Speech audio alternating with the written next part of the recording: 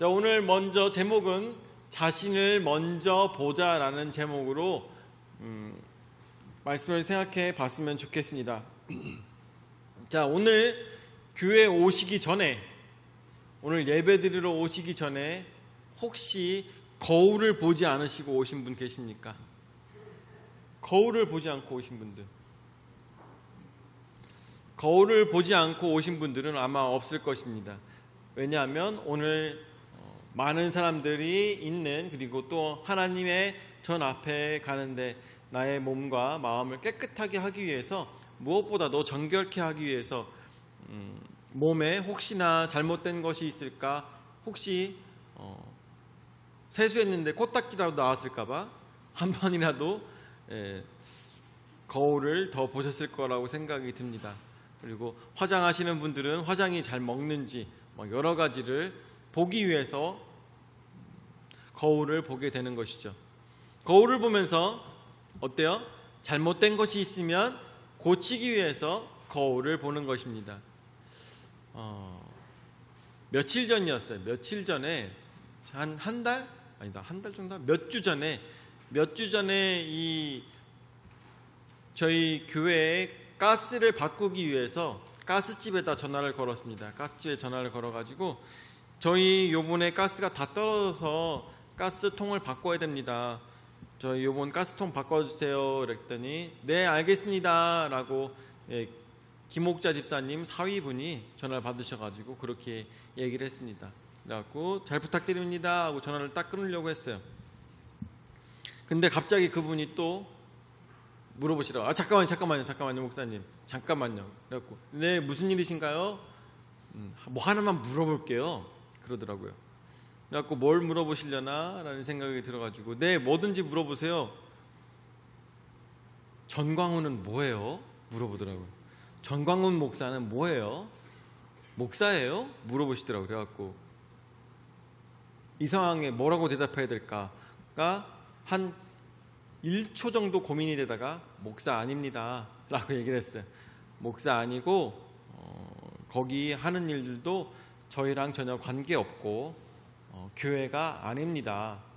그리고 교단에서 이미 퇴출됐고 혼자 교회라고 이야기를 하고 있는 상황입니다. 그렇게 얘기를 했어요. 그랬더니 이제 그분께서 그쵸 교회 아니죠? 네, 교회 아니죠? 라고 한 다음에 네, 알겠습니다 라고 얘기를 했어요. 그래가지고 저도 그 말에 용기를 얻어서 생각해보세요. 거기서 행하는 일에 사랑이 있으니까 예수님께서 우리에게 가르쳐 주신 것은 가장 중요한 것이 사랑인데, 그 교회는 사랑 중심 교회던가요? 뭐죠? 사랑 제일교회인데 사랑이 없잖아요. 그렇기 때문에 거기는 예수님의 사람들이라고 할 수가 없습니다. 그러니까 걱정하지 마세요. 거긴 교회 아닙니다 라고 얘기했어요. 아, 그쵸? 네, 알겠습니다 하고선 전화 끊으시더라고요. 저는 많은 시간 이 김옥자 집사님 댁의 사위들을 만나면서 굉장히 조심스러운 부분들이 많이 있었어요. 왜냐하면 저들이 보고 있는 교회는 정말 세상이 보고 있는 교회의 시선과 같다는 생각이 들었기 때문입니다. 왜냐하면은 아시다시피 우리 김옥자 집사님께서 교회에 대해서 얼마나 많은 헌신들을 하셨습니까? 정말 좋은 게 있어도 자식들이 뭘 줘도 그걸 어때요? 아유, 교회에다가 뭘 좀 줄까? 교회에다가 뭘 좀 갖다 놓을까? 교회에다가 뭘 좀 맛있는 거 있으면 교회에다가 먼저, 좋은 거 있으면 교회에다가 먼저, 맨날 그런 상황입니다. 그러는 상황에서 자식들이 무슨 생각을 하겠습니까? 자식들이 정말 조그만한 티끌의 잘못이 교회에 있다고 치면은 엄마, 그 교회 안 좋아, 그 교회 갖다 주지 마, 그런 얘기 분명히 나오지 않겠습니까? 그렇기 때문에 저는 언제나 그 사위들이나 아니면 그 자식들을 만날 때 정말 조심스러웠어요. 정말 조심스러웠어요. 왜냐하면 그 어머니께서 신앙생활 너무 열심히 하시니까 정말 조심스러웠어요. 특히나 그 막내 딸의 사위분이 교회에 대해서 언제나 굉장히 이렇게 보고 있는 게 아니라 언제나 이렇게 보고 있었어요. 네, 언제나 이렇게 보고 있어. 그래가지고 더 조심스러웠어요. 그런데 그분이 요번만 물어본 것이 아니라 저 예전에 우리 코로나 시절에도 또 물어봤었습니다. 코로나 시절? 하여튼 그때도 한번 물어봤었어요. 정광훈은 뭐예요? 그때도 물어봤고 요번에도 또 물어본 거예요. 정광훈은 뭐예요? 또 물어보는 거예요.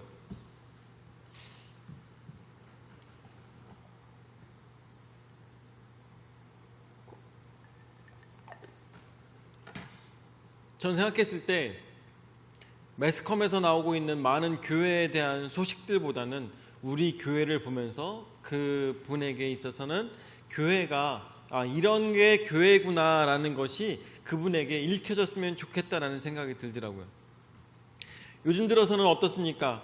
요즘 들어서는 그 광화문에 나가 있는 사람들, 소년보 그쪽이나 아니면은 정강훈 쪽 그쪽 파나 지금도 계속 하고 있는지 모르겠는데 이제는 사람들이 어떻습니까? 이제는 그들이 교회가 돼서는 안 되는 상황인 것이죠. 그들은 교회라고 얘기를 하고 다니면 안 되는 상황이에요. 어디 가서 교회라고 하면 안 돼요. 다만 그런 사람들의 모임이라고 얘기해야 되는 그런 상황인 것입니다. 왜 그런 일들이, 왜 지금의 이 상황들이 벌어지고 있는 것일까요? 왜 지금의 이런 상황들? 바로 거울을 보지 않기 때문인 것이죠. 거울을 보지 않기 때문인 것입니다. 무엇이 잘못됐고 무엇이 잘하고 있고를 잘 보지 못하고 있고 그야말로 피드백이 부족하기 때문에 자신들이 어떤 방향으로 가고 있는지 모르기 때문에 이런 일들이 벌어지고 있는 것입니다. 오늘 성경 말씀에 나오고 있는 예수님의 말씀 속에서도 우리에게 무엇을 이야기하고 계실까요? 첫 번째, 눈먼 인도자가 되지 말라고 말씀하고 계십니다. 39절 말씀에 또 비유로 말씀하시되 맹인이 맹인을 인도할 수 있느냐? 둘이 다 구덩이에 빠지지 아니하겠느냐라고 말씀하고 계십니다. 여러분들 이스라엘 영상을 많이 보셔서 아시겠지만 이스라엘은 광야를 지날 때 그냥 평평한 바닥으로 아니면 사막만 있으면서 그 사막을 지나는 것이 광야가 아닙니다. 광야는 석회암으로 석회암으로 그것이 이렇게 형성이 돼 있고 그 위에 흙이 덮여져 있는 그런 상황이에요. 그러다 보니까 언덕도 있고 또 물에 쓸려서 나가서 동굴도 있고 또 구덩이도 있고 막 이런 상황인 것입니다.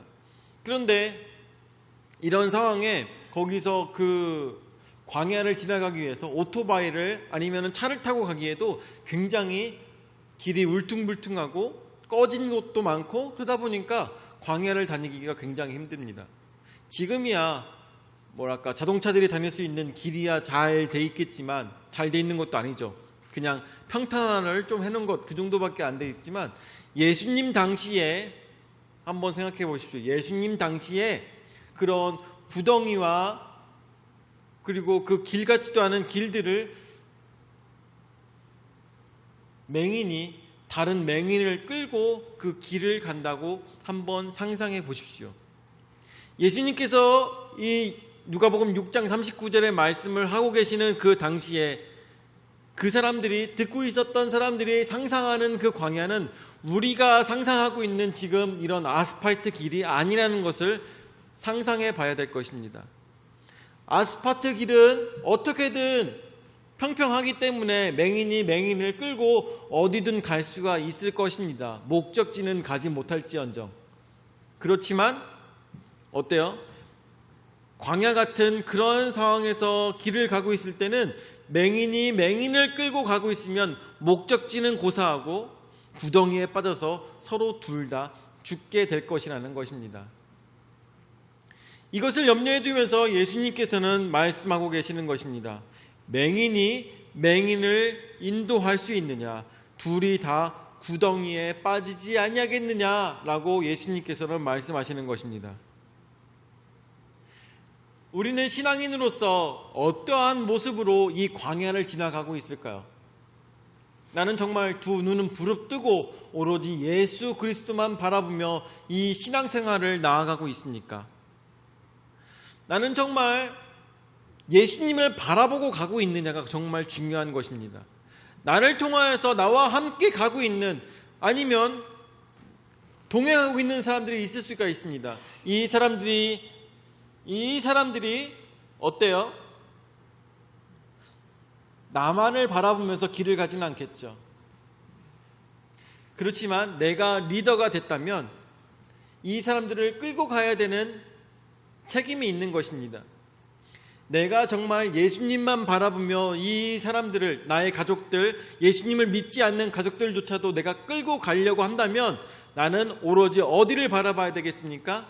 예수님을 바라보며 나아가야 될 것입니다. 내가 가고 싶은 오아시스, 내가 가고 싶은 시장, 아니면 내가 가고 싶은, 만나고 싶은 사람, 이런 사람들 다 만나면서 가려고 하면 여기 있는 나의 가족들이 무슨 생각하겠습니까? 아유, 이 사람을 쫓아서 내가 리더로서, 내 가족으로서 쫓아다녔지만 나 여기 계속 쫓아다니면 힘들겠구나, 어렵겠구나 하면서 내가 가는 길을 같이 가지 않을 것입니다. 아유, 이 사람도 나의 엄마도, 아유, 나의 아빠도, 나의 친척도, 예수 믿는 사는 이 사람도 올바른 길을 가고 있다는 생각이 들지 않는다면 나를 쫓아오지 아니할 것이라는 것입니다. 그렇다면 어떻게 해야 되겠습니까? 나는 크리스찬으로서 올바른 길을 나의 주위에 있는 사람들과 함께 나아가야 된다는 것입니다. 무엇을 바라보며? 오로지 예수 그리스도를 바라보며 영적인 눈을 동그랗게 뜨고 오로지 예수님만 쫓아가야 된다는 것입니다. 나의 길은 잘 가고 있는가? 뒤를 돌아보며, 그리고 앞을 보며, 그리고 내 옆에 있는 사람들은 잘 있는가? 손을 붙잡고 가야지만 그 목적지를 향하여서 정면으로 그 길을 간다는 것입니다. 올바른 인도를 위하여서는 나의 눈이 온전하게 뜨여져 있어야 된다는 것입니다. 한쪽 눈을 감고, 아니면 양쪽 눈을 감고 그 길을 절대로 갈 수가 없다는 것입니다. 오늘 우리는 두 눈을 뜨고 무엇을 바라봐야 되겠습니까? 오로지 예수 그리스도의 말씀과 그 가르침에 우리가 모든 정신을 두어야 될 것입니다. 세상에서 무엇을 가르칩니까? 요즘 리박스쿨 때문에 굉장히 말이 많죠. 여러 가지 사건들로 인하여서 세상에선 너무나도 말이 많습니다. 세상에선 가르칩니다. 돈이 중요하다, 명예가 중요하다, 이 모든 것들을 우리에게 가르칩니다. 야, 네가 신앙생활 하려면 나라가 먼저 있어야지 라고 이야기합니다. 여러분들, 제가 여러분들에게 여러 번 말씀드렸지만 만약에 이 대한민국이 전쟁이 나가지고 북한군이 이 땅에 쳐들어왔어요. 그래갖고 만약에 공산당 나라가 돼버렸어. 그러면 신앙생활 안 할 거예요? 그럼 신앙생활 안 할 거야?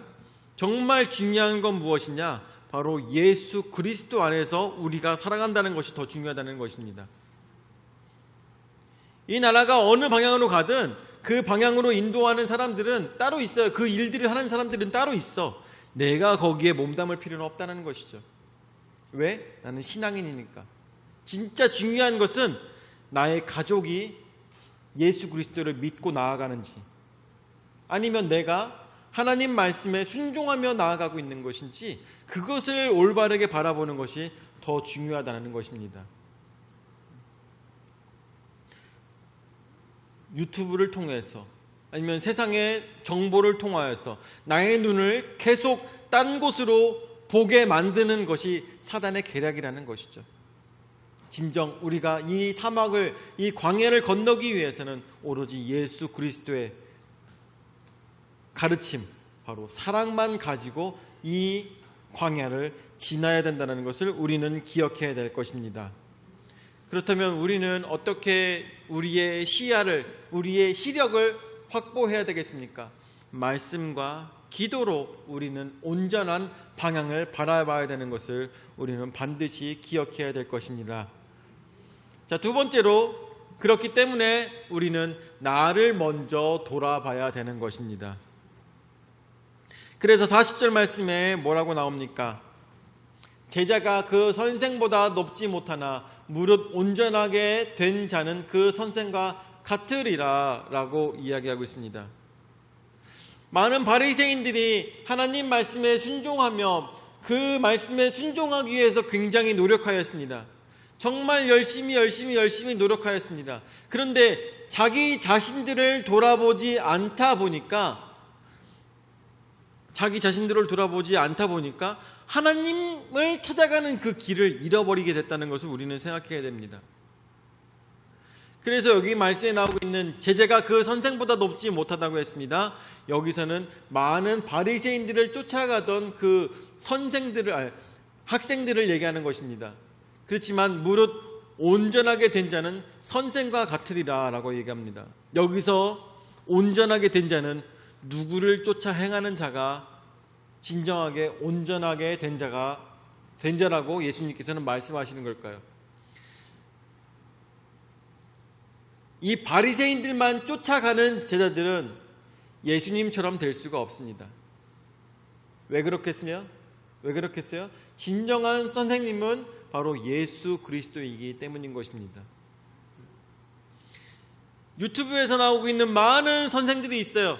유튜브에서 나오고 있는 많은 이념들을 가르치는 선생님들이 있습니다. 이 사람들을 쫓아가다 보면은 어떻게 되겠어요? 예수님 말씀을 쫓아 행할 수가 있겠습니까? 절대 그렇지 않다라는 것입니다. 여러분들, 유튜브에 보면은 굉장히 말씀을 잘 전하시는 목사님들 많이 계십니다. 그렇죠? 얼마나 말씀들이 주옥 같습니까? 그런데 여러분들, 진짜 정말 중요하게 생각해야 되는 것은 목사님을 쫓아가는 것이 올바른 신앙이 아니라 예수님을 쫓아가는 것이 올바른 신앙이라는 것을 우리는 기억해야 될 것입니다. 유대인들은 생각했습니다. 저 성경 말씀을 저렇게 잘 전하는 바리새인들만 쫓아가면은 된다고 생각했습니다. 그런데 예수님 보시기에는 어땠어요? 저들은 온전한 선생이 되지 못했다라는 것입니다. 온전한 선생이라는 것은 바로 예수 그리스도 한 분밖에 없다는 것을 우리는 반드시 기억해야 될 것입니다. 그렇기 때문에 우리는 우리 자신을 먼저 돌아봐야 될 것입니다. 가르치는 선생으로서도, 또한 우리 가정을 이끌어가는 사람들로서, 또한 예수 그리스도의 말씀을 전달하는 자들로서, 또한 내가 크리스찬으로서 나 자신을 먼저 돌아봐야 될 텐데 41절 말씀처럼 우리는 어떻게 해야 되겠습니까? 어찌하여 형제의 눈 속에 있는 티는 보고 내 눈 속에 있는 들보는 깨닫지 못하느냐라고 이야기하고 있습니다. 여러분들, 가끔 많이 이렇게 카톡 같은 거를 통하여서 여러 가지 정보들을 여러분들이 많이 들으실 거라고 생각합니다. 그런데 저는 카톡을 공유하는 사람들 치고 그 속에서 나는 이것 때문에 이렇게 변화가 됐어 라고 교훈적으로 변화된 삶을 살아가는 사람들을 보지는 못했어요. 이거 말씀 좋더라, 이런 것들 서로 공유하고 있지만 나는 이것을 통하여서 내 삶이 이렇게 아름답게 바뀌었어 라고 얘기하는 사람은 본 적이 없어요. 진짜 중요한 것은 무엇이겠습니까? 내가 말씀을 통하여서, 내가 어떤 좋은 유튜브 내용을 통하여서 우리의 삶이 올바른 방향으로 가는 것이 가장 중요하지 않겠습니까? 유튜브 내용을 보면은 이 말씀이 절절히 우리에게 생각날 건데, 어찌하여 형제의 눈 속에 있는 티는 보고 내 눈 속에 있는 들보는 깨닫지 못하느냐. 저 사람 보면은 저 사람에게 이 말씀이 굉장히 필요한 것 같아 라고 하면서 말씀을 보내면서 왜 나 자신에게 있어서 문제는 보지 못하느냐 말입니다. 사실은 저 사람보다 나에게 문제가 더 많다는 것을 우리는 인정하지 않은 삶을 언제나 살아가고 있다는 것입니다. 다른 사람에 대해서 평가를 하죠. 다른 사람에 대해서 잘못된, 이런 식으로 잘못됐고 이건 이런 식으로 바꿔야 된다고 우리는 너무나도 쉽게 얘기합니다. 그렇지만 나 자신에 대해서는 얘기하기 싫어한다는 것이죠. 이게 너무나도 중요합니다. 그리고 잘 안 되는 거죠. 우리가 저 같은 경우는 이 왼쪽 눈에 저기가 알레르기가 있어요. 왼쪽 눈에 알레르기가 있어서 아침에 일어나면 여기에 하얗게 뭐가 언제나 붙어 있어요. 왼쪽 눈에 하얗게 뭐가 껴 있습니다. 예, 왼쪽 눈에 껴요.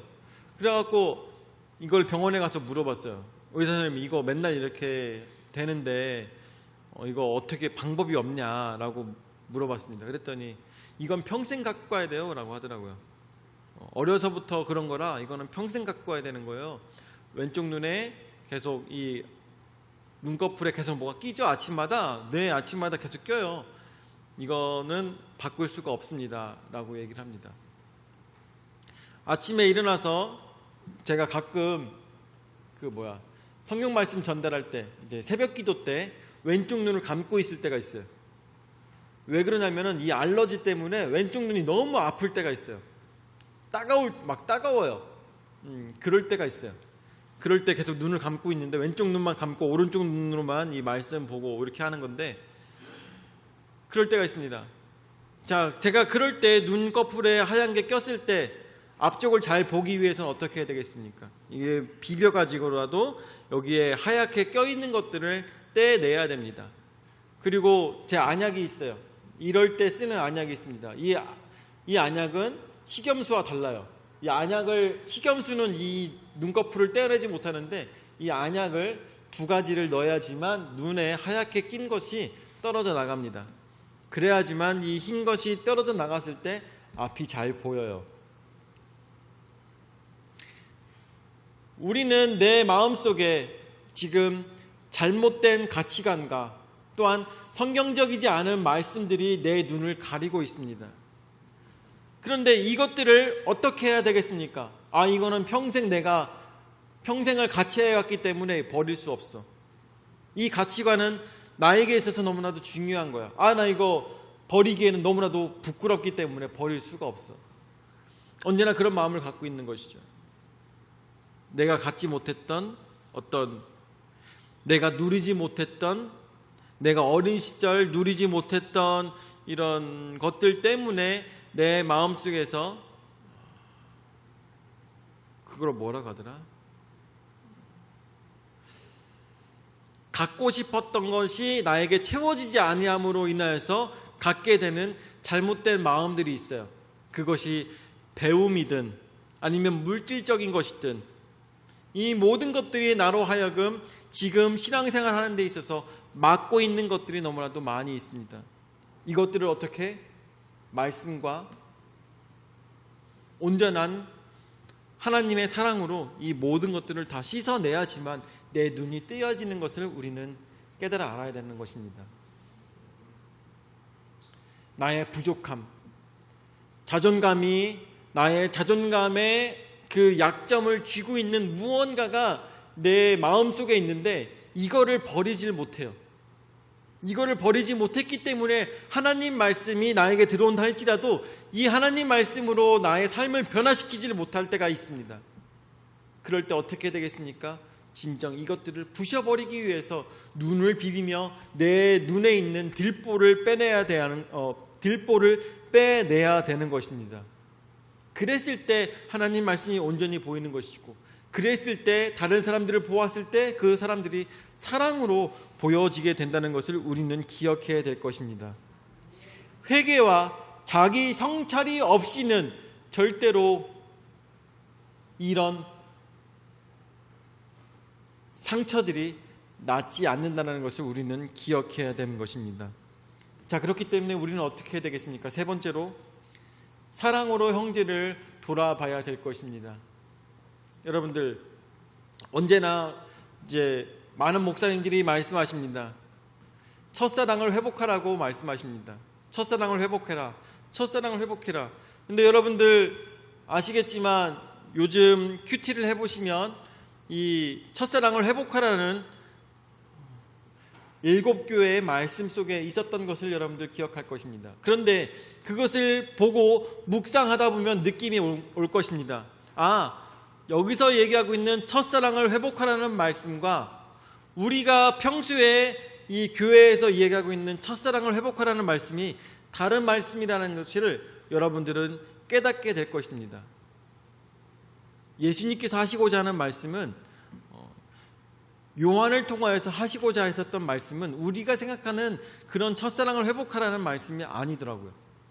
그렇다면 우리는 어떻게 첫사랑을 회복하라는 것이 우리에게 중요한 것이 아니라 진정 우리는 성숙한 신앙을 가져야 된다는 것입니다. 성숙한 신앙. 첫사랑을 가지고 계속 살아갈 수가 없습니다. 첫사랑을 가지고 계속 살아갈 수가 없어요. 우리 오늘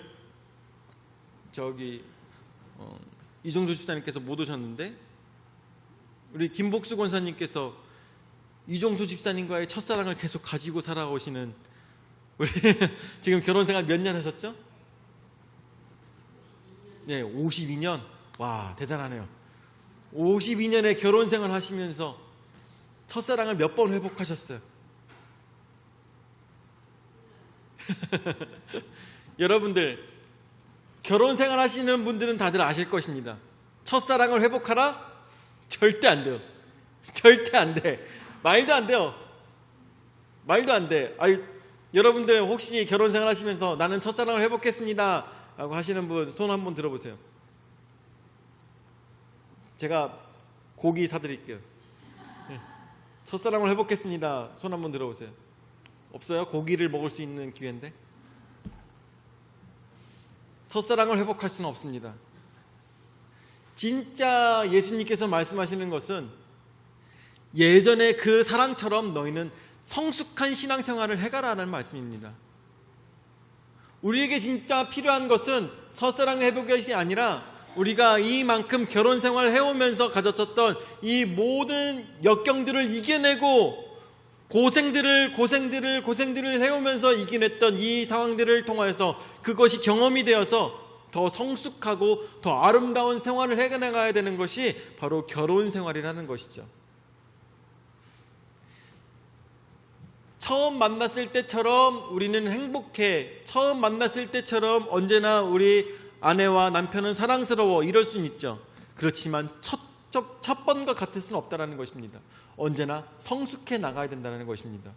우리의 신앙생활도 마찬가지입니다. 내가 예수 그리스도를 만나서 나의 삶이 변화가 됐다면 어떻게 해요?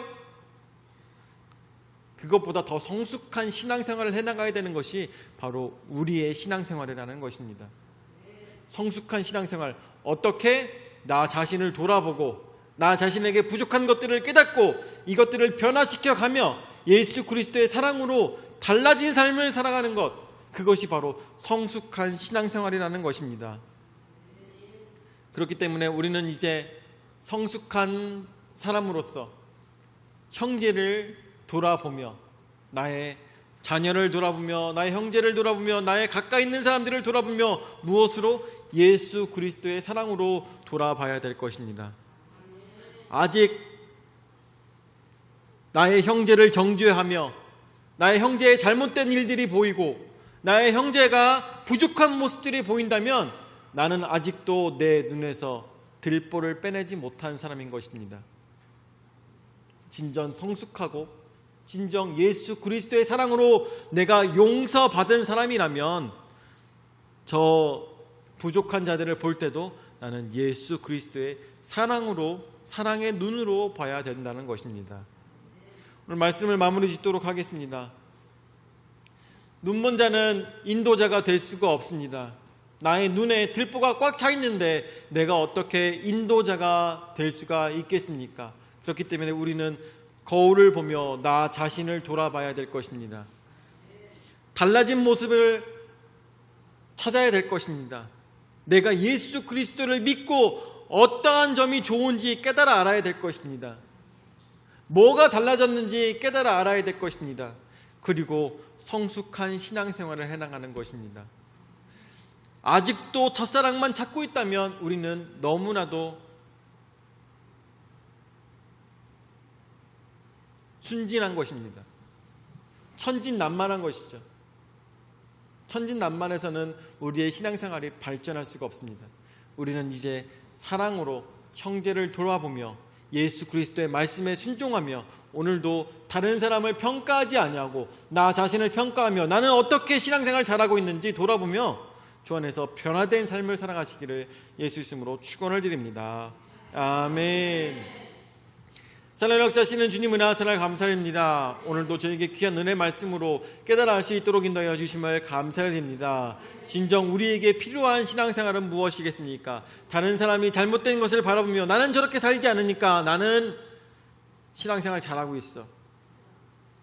그런 마음이 아니라 나 자신에게 잘못된 것이 무엇인지 깨달아 알아서 나의 들보를 먼저 빼고 난 다음에 다른 형제들을 사랑으로 우리가 바라볼 수 있는 예수 그리스도의 시선을 가진 자들이 될 수 있도록 주여 역사하여 주시옵소서.